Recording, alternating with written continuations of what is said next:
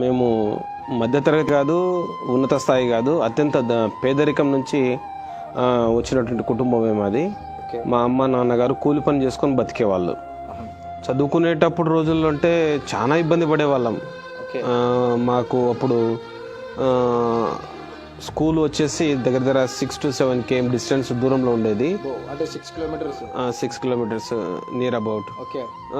6 kilometers అంటే మాకు అప్పుడు బస్సు ఆటోలు అనేవి అప్పుడు లేవు. ఓన్లీ బస్సులో వెళ్ళేటివి.